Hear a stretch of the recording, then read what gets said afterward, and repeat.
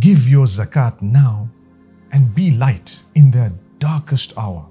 Together, with the help of Allah, we have the power to bring hope and happiness to families in need.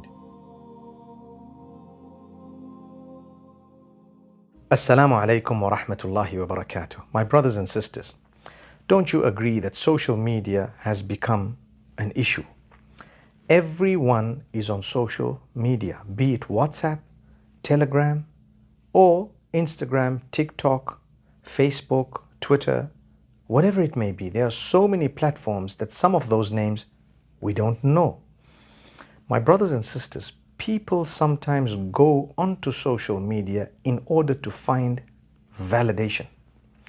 People want likes, they want follows, they want to be famous, they want to make money sometimes because they've heard that you can make money, and therefore they end up doing silly things that are at times displeasing to Allah subhanahu wa ta'ala, or compromising their own morals and values in order to achieve that. If you're going to do something silly in order to get a like or two, you might get more than just 1 or 2 likes, but it will come at a price. Really, long term, it's not going to go down well. Similarly, if you're doing something that is unacceptable in terms of what Allah has ordained as a believer, obviously those who don't believe, perhaps this wouldn't help them. But if you're a believer, what has Allah taught? He's taught you to be disciplined, to hold high morals and values, and that discipline would actually bring about contentment and happiness and so much more. If you want to be content and happy, you need to be disciplined. That discipline will bring about the fulfillment of goodness, that even if you're using social media, which is not a bad thing on its own, it's the way we use it. A lot of people have learned so much from the different platforms. Nonetheless, when you find something negative, you need to know how to interact with it. You need to know how to keep scrolling. Don't waste your time with it. Stop at that which you believe is beneficial. The minute it meanders into territory that is no longer beneficial, keep rolling. Keep rolling. And there you will be able to benefit and protect yourself. But on the flip side of it, like I was saying, if we're going to just have fun and say, this is just banter. What type of banter? Like I say, it comes at a price. Because what happens is, we always speak about connecting with Allah. Connecting with Allah. When you're disconnected from Allah subhanahu wa ta'ala, you're on your own. So it might seem like there are thousands of people with you, but you're actually on your own because you've disconnected from Allah subhanahu wa ta'ala. Now what happens? Now you're encouraged to do even more silly things. And then it doesn't stop there. You start living for people, no longer for Allah. So my life rotates around me showing people everything, whatever they want to see, anything that makes them happy. And you know what? For as long as they're giving me, they call it gifts or money, for as long as I'm earning, I'm happy. Because that's my source of income. What type of income is that? Is it filled with blessing? Number one, you disconnected yourself from Allah in order to have an income. I'm talking about believers. Number two is the income came in through something that you believe in your own belief structure, that it's immoral and it's not of the best of values or unacceptable in terms of values and morals. How then would you think the future is going to pan out?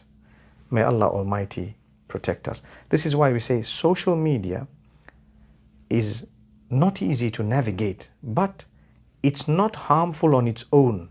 It's how you use it that would determine whether it is acceptable or not in terms of its use. Like I just said, many people have learned so much. In fact, there is a lot out there to learn, so much to see, and it's good. You can either use it in a beneficial way, benefit yourself, or you can benefit others, or there is no benefit and no harm. That's okay still. But the moment it crosses the threshold and starts harming, it's either going to harm you and the people who follow you perhaps. You start showing them things, they start following what you're doing. Or you see what they do and you begin to do what they're doing. It's no longer about Allah. It's about them, it's about us, it's about a community I've built of people I'd never meet in real life. Some of them I may, but it's people I don't even know. I'm trying to impress. And the people I live with, they mean nothing. So it becomes so difficult because there we are. We're out there and what we're doing is we're on social media out for the likes and the follows and everything else. Let's be careful. You don't need to be known. You don't need to be a famous person. Trust me, it comes at a price. Yes, if Allah has allowed and you've worked in a good way to whatever it may be your business, it may be faith-based, it may be something you're teaching worldly, it may be, for as long as it's something permissible, it may be a brand you have, it may be something you're showcasing, it may be your artwork, whatever it may be, for as long as it's something permissible, insha'Allah, Allah will allow you to grow. Yes, you work hard, you want it to get out there, inshallah it will. But don't compromise your link with Allah to achieve that. That's all I'm saying. That if we are going to compromise our link with Allah, we've failed in our use of social media.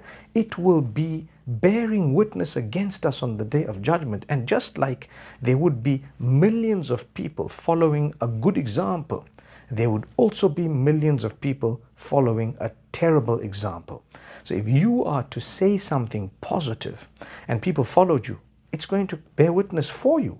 And if you're going to say something negative and people follow you, then it's going to bear witness against you on that day.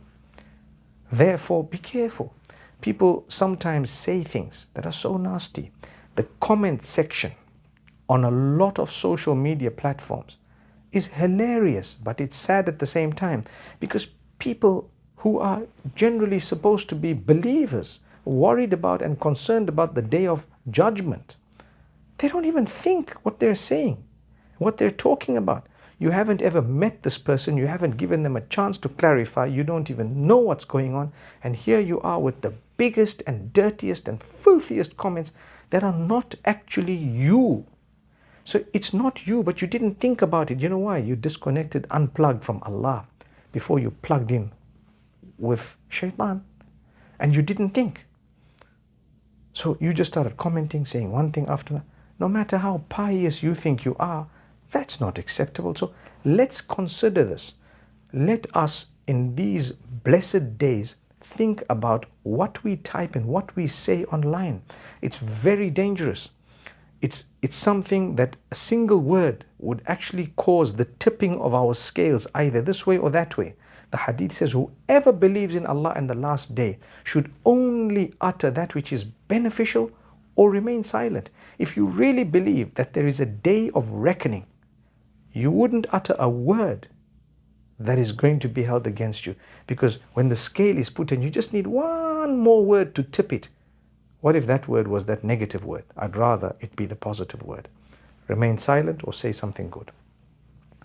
Similarly, if you're going to talk about someone online, and these are some of the difficulties we face with social media, if you say something negative, you don't know what might happen as a result of that.